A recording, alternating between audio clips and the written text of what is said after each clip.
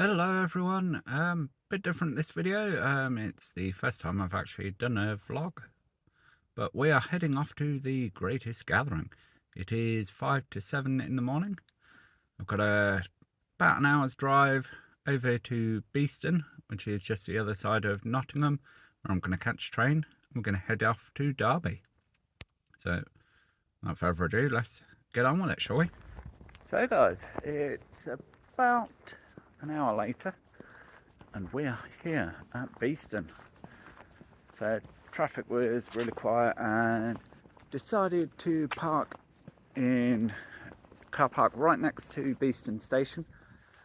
And the reason I've done this and not gone straight over to Derby or caught the train from Lincoln is if I drove to Derby I would have to try and find parking with everyone else that's going to the show, and there's no clue where I was going to park, how long it would take to find a spot, blah blah blah. So I had a look. I thought, oh, I could just catch a train from Lincoln. No, the first train would get me to Derby at 11:25 in the morning, which means by the time I get in I've missed 2 hours. So I thought, okay, well maybe I could drive to Nottingham. Same kind of issue with parking and what have you, I'd pay a lot. So just outside of Nottingham city centre is Beeston, and it's cost me £2.30 for 24 hours parking, and it's £8.50 return from here to Derby on train. It's a no-brainer. It means we are going to get to Derby about an hour beforehand, and I've actually got half an hour before my train comes in, so I'm gonna take a look around Beeston station. I've never been here and I always get kind of a little buzz from going to new stations. I don't know if anyone else gets that, but yeah, I can take a look around and speak to you guys in a bit. Looking around at the station, I see the plaque on the other side of the wall. So there had been an original Beeston station here since 1839.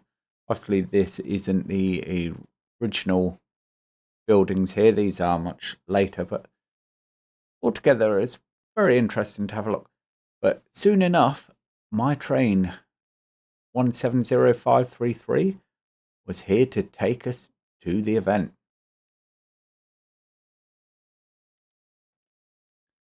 On arrival at Derby, I headed out of the station and boarded a vintage bus which took me a short journey over to the site where I got my first glimpse of the greatest gathering.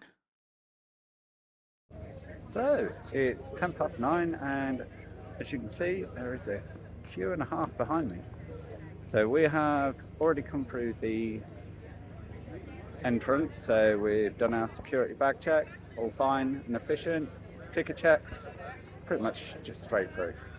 Can't fault it so far. To say there is a massive queue as you can see, so I'm going to go get in that and we can explore the show. Well, we are on site. It is just gone 9:30, so they allowed us in a bit early, and straight away I'm walking up to the one thing that I had on my bucket list for today.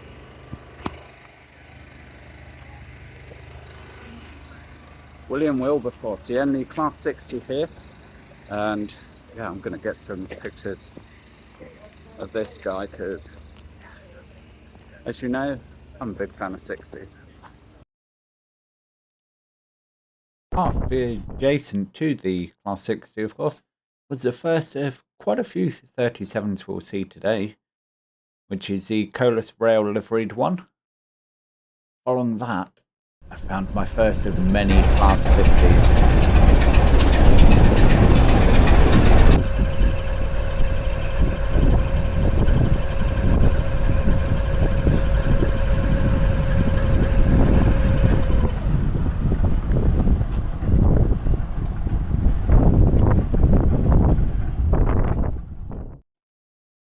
Parked adjacent to the Class 60 was the first of many Class 37s that were attending on the day, which is in one of the best liveries, the Colas Rail livery.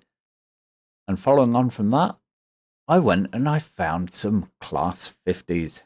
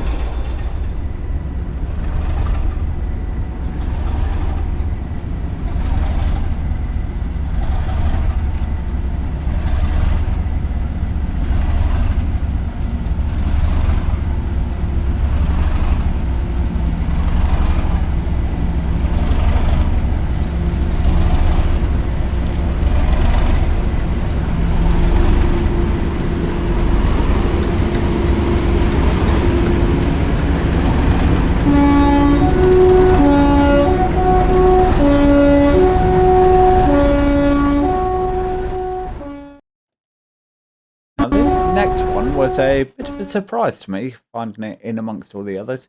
This is 040 Sentinel in Intercity livery. Now, I really love this. Cannot say a bad thing about it. It's strange location, but I did find out later on what that was all about. But anyway, moving on is a couple of pieces of rolling stock from my childhood, namely the Class 153 and 150. Now, as a child of the 80s, I remember when the 150s, the Sprinters, were first introduced. And of course, you had the Super Sprinter as well. And as I say, as a child, seeing these new generation DMUs was something else. Moving on next, we find the Class 142 Pacer. Now, everyone knows Pacers. Whether they have personal experience or not, you know what these things are. Next up, I went to find my good friend Laurie over at LMM and the Ruston 48 because I heard they were doing a whistle off at 10 AM. However, as it turns out, I actually beat Laurie back to his own loco.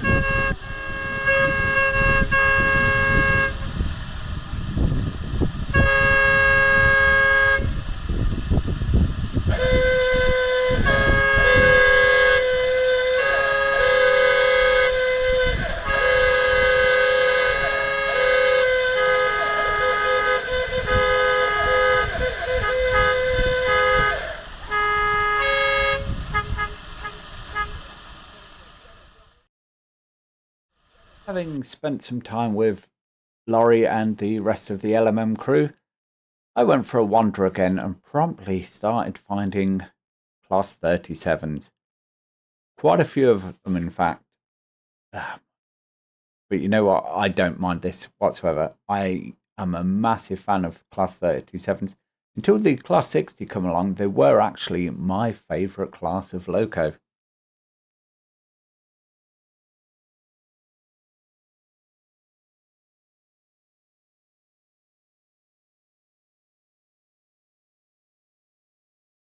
After that, we find a Deltic or two, and even the baby Deltic was there.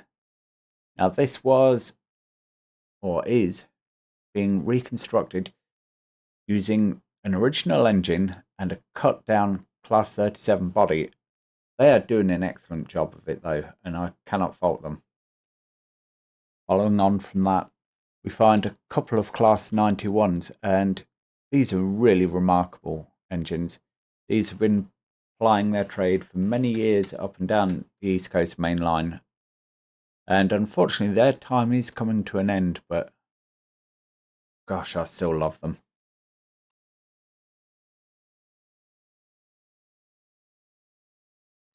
So, predictably, the rain has started at 10 o'clock, and found one of the other highlights of the show for me. Of course, this isn't completely original, but still, this is where it all started.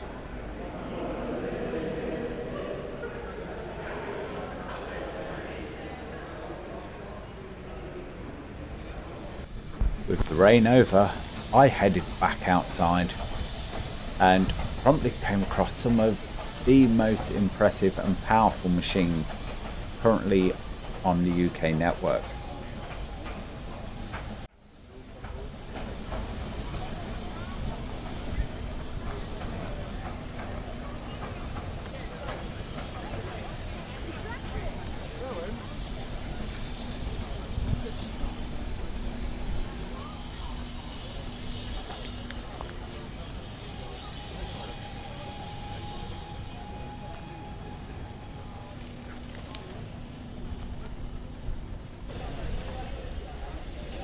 Now I know a number of you are fans of Steam, and although they're not my personal favourite, can't deny how good the Grizzly locos are. And heading round and catching more rain, we find a whole collection of steam locomotives.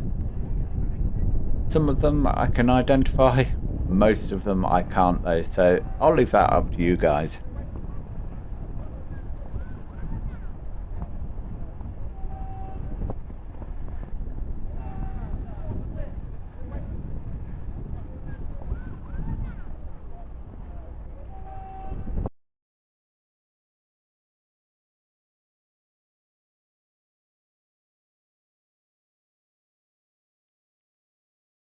Next up we have a trio of rather interesting locomotives, because although these all started off as Class 08 diesel shunters, only one of them remains a diesel, which is the blue 08 we're looking at now.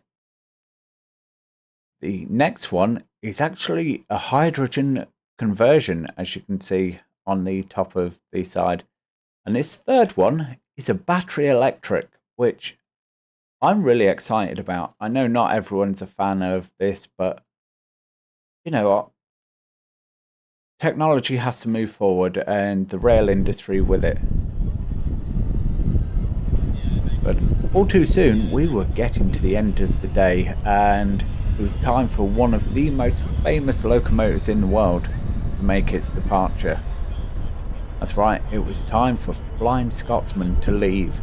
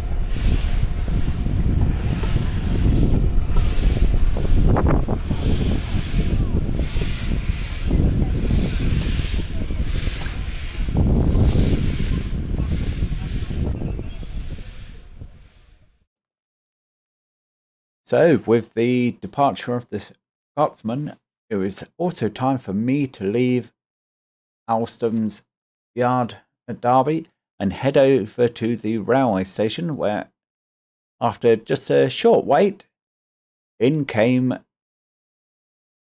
number 516, which is another Class 170, ready to take me back to Beeston. Well, after a very exhausting day, I find myself back here at Beeston Station. Now, I was planning to do an outro at the end of the event, however, it kind of got waylaid, and by the time I left, I realised I had a very swift walk ahead of me in order to catch my train. However, I was so efficient with my walking, I managed to get to the station, catch an earlier train that dropped me off here instead of taking me all the way to Nottingham on the 4 minutes later train, and then having to get one from Nottingham back here. So yeah, that's where we're at. Hopefully you guys have enjoyed the video. As I say, it's my first vlogging style.